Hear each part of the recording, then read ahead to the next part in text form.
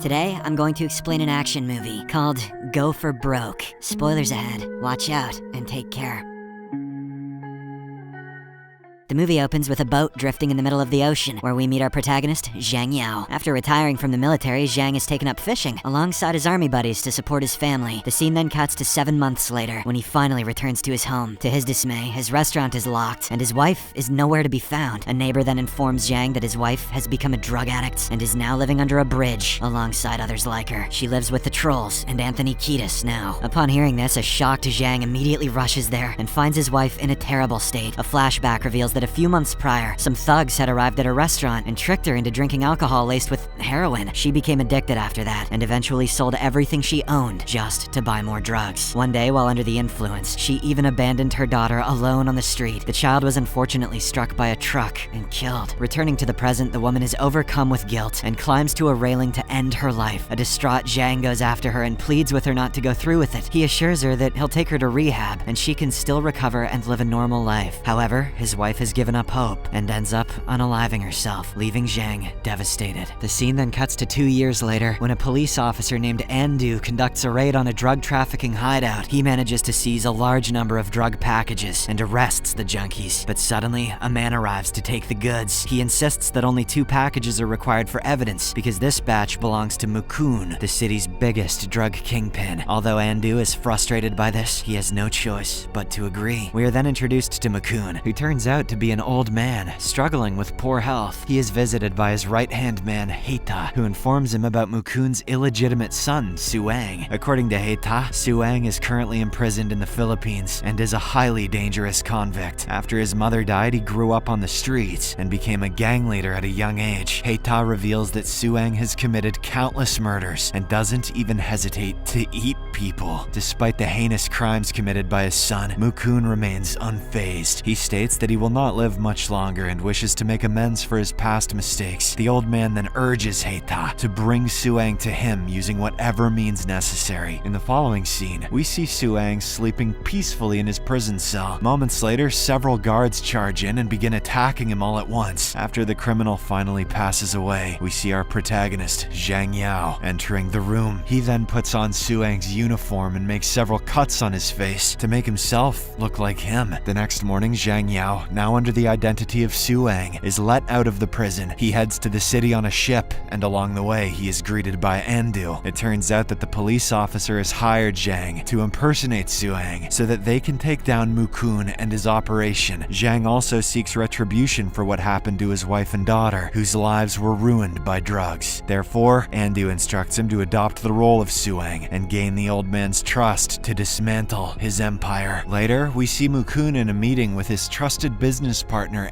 Pei, who is also a chief police commissioner. They talk about Suang and express excitement about his return. Just then, Andu arrives at the house, and we learn that he is Pei's nephew. He comes across Pei's young mistress, Nancy, who informs him that the old men are meeting. Andu notices bruises on her and asks if his uncle hurt her again. However, she denies it, claiming it was her fault for saying the wrong thing. This makes Andu feel very bad, and it's clear that he has feelings for her. Sometime later, Zhang arrives at the house and acts like a madman who fears nothing. He immediately engages in a fight with one of Heita's henchmen and brutally beats him up. The commotion is eventually stopped by Mukun, who is overjoyed to see his long-lost son. He becomes emotional and embraces Zhang. However, despite the heartfelt moment, Mukun still needs to be sure that this man is his son, so he secretly takes some of Zhang's blood and sends it for a DNA test. In the evening, Mukun holds a grand party to celebrate Suang's return. He also receives the forged DNA test results and is relieved to know that the man is indeed his son. After that, Mukun heads to the stage and introduces Zhang to everyone as his long-lost son. He even gives his Buddha necklace as a sign that Suang will be his business's successor. The next day, Zhang immediately gets to work and starts handling his fake dad's business. He first takes on the task of locating a drug dealer named Bale, who had stolen from their batch a few weeks prior. Zhang gathers a few henchmen and soon arrives at a dark and decaying building filled filled with thugs. He eventually comes across their leader, Bale, but before he can do anything, several thugs attack him. However, the former soldier defeats them with ease and manages to kill every one of them. He then brutally beats Bale and is about to shoot him to death. However, Bale begins crying and begging for his life, saying he is willing to do anything for him. Shortly after, Zhang returns to the house and proudly presents Bale and the stolen goods to Mukun. The old man is overjoyed because not only did his son return the drugs, but he also forced their enemies to submit. Mukun then finally trusts Zhang with his business affairs and sends him to inspect the drug production facility. Over the next few days, Zhang, along with Bale, goes to inspect their factories across the country. He then implements various strategies to improve their operations, resulting in a significant increase in profit. Days later, Zhang meets with Andu and gives him the locations of all their factories and shipping routes. However, the officer states that this information is not enough. He adds that Mukun has a private vault containing a large amount of black money and information about bribed officials. He also says that Mukun is powerful because of his partnership with Anpei and urges Zhang to stage a drama that will incite a war between the two of them. That evening, Zhang meets with Anpei for dinner and informs him that he will now only receive 10% of the profit rather than the current 40%. This obviously enrages the old man, who claims that he follows Mukun's orders and not anyone else's, but Zhang calmly shows him a video in which Anpei is seen killing someone. He threatens to expose it, and the commissioner responds by arresting him and locking him in a prison cell. In the evening, Bale and his men arrive at the police station and attack the place with Molotov cocktails and firearms. Meanwhile, Anpei is on his way home when he receives the news and becomes frustrated. He immediately calls Mukun to inform him of his son's actions, which leads to an argument between them. Unfortunately, the argument stresses Mukun so much that he begins to get increasingly sick. Anpei's car is soon hit by a bomb, sending it off course and crashing into a drain. Elsewhere, Andu frees Zhang from his cell and informs him that there's been a change of plans. Mukun is about to die, so Zhang must go to him right away to obtain the password and location of the vault. Later, Zhang approaches the dying Mukun, who apologizes for abandoning him and his mother many years ago. He then reveals the vault's location and informs Zhang that the password is in the Buddha necklace. Upon hearing this, a satisfied Zhang finally tells Mukun that he is not his son and that the real Suang is dead. This leaves the old man stunned, but he passes away before he can say a word. Next, Zhang heads to the living room and announces that the old man is dead. The lawyer then begins reading Mukun's will, which states that the next chairman will be Suang and that he will inherit everything that belonged to his dad. But this doesn't sit well with Heita, and he angrily shoots the lawyer. He shows his true colors and declares that he should be the next chairman, since he has been with Mukun for years. Heita then starts shooting everyone who doesn't side with him, creating utter chaos in the house. Zhang, Andu, and Bale team up to fight against him. However, due to the overwhelming number of enemies, the three decide to retreat and throw a bomb at the house. Most of the henchmen die in the process, but unexpectedly, Heita is still alive. He then begins attacking Zhang, but Andu arrives just in time to intervene. He drives his car straight at Heita and slams him into a statue. The force of the impact causes the statue to collapse and crushes Heita to his death. After the chaos is over, Zhang informs Andu of the vault's location and hands him the necklace, which contains the password. But as soon as he does so, Bale points a gun at Zhang, and Andu's expression turns sinister. It is then revealed that Andu is a crooked cop who has been plotting to take over Mukun's empire for a long time, but he never had the opportunity until Mukun requested his help in finding his son. He chose Zhang for the job because he was an exceptional soldier whose family had been destroyed by drugs. Andu then plotted the entire scheme to gain power, and it turns out that Bale is also his accomplice. However, the corrupt cop doesn't immediately kill Zhang because he still needs him for the next mission. He reveals that he murdered Anpei earlier tonight and smeared Zhang's fingerprints on the scene. Now, Andu plans to become a hero by arresting Suang, the notorious drug dealer who killed the chief of the police commissioner. After arresting him, Andu exposes Mukun's drug operation in front of a press conference. In the following days, he uses his authority to launch a massive cleanup campaign in the city. He destroys all of Mukun's production sites by setting fire to the factories. He even kills many of the workers in the process, most of whom are just poor, helpless people. After dismantling the entire drug mafia, Andu is praised by his department and even promoted to chief police commissioner. However, unbeknownst to them, the man has directed Bale to hide the drug packages so he can run his own secret business. In the next scene, Andu finally enters Mukun's secret vault and is surprised to discover a room containing a total of $2 billion in cash. This discovery immensely pleases him, and he begins plotting the next phase of his plan. Days later, later, Andu holds a memorial ceremony for Mukun and Enpai in the same location. The event generates a lot of media attention because no one knew the two were business partners. It turns out that Andu has invited all of the deceased's accomplices to the ceremony. He intends to bomb the entire funeral hall and kill everyone at once to eliminate any competition. Soon, the funeral begins, and Andu observes from a nearby building where the vault is kept. He has also brought Zhang, as he intends to blame him for what is about to happen. Back at the funeral, Nancy steps onto the stage and greets the guests. She then pulls back a curtain behind her, revealing massive drug stashes and numerous photos of victims whose lives have been destroyed by addiction. This shocks everyone, but before they can react, Nancy exits through the back door and locks it, trapping everyone inside the hall. She later meets up with Bale, and the two exchange an emotional hug. Moments later, Andu detonates the explosive device, which kills everyone inside the funeral hall. However, out of nowhere, the vault containing $2 billion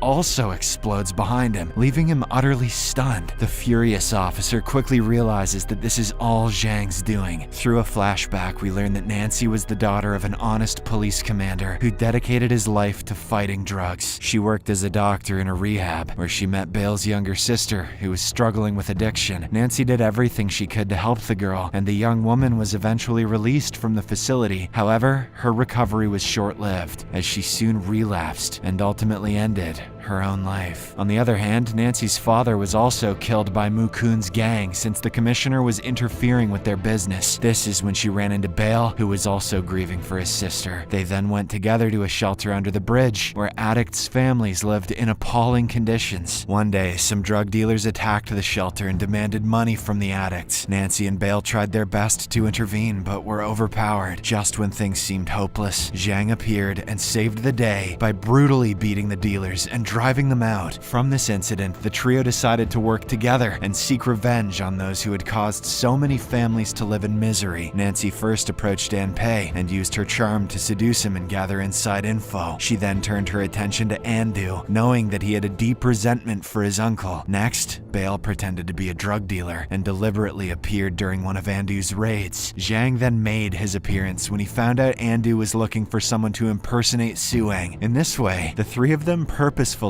became Andu's pawns with their own hidden motives. In the present, Andu appreciates the brilliant plan with an evil smile. However, he declares that nothing can stop him from becoming the next drug lord. He immediately orders his men to assassinate Bale and Nancy, who are then shot several times. But before dying, Nancy activates the explosive in her arm, causing all the henchmen to die instantly. An enraged Andu then retaliates by shooting Zhang and throwing him off the building. In the aftermath, Andu begins rejoicing, believing he has finally won, but he is taken aback when he notices a camera recording him from a distance. It turns out that everything Andu has done today has been live broadcast on city television by Zhang's friends. After witnessing the entire event, the central police chief orders a fully armed team to arrest Andu. The corrupt cop tries his best to resist arrest, but is eventually overpowered and shot to death. The movie then concludes when the government finally notices the struggling people living under the bridge and offers them help.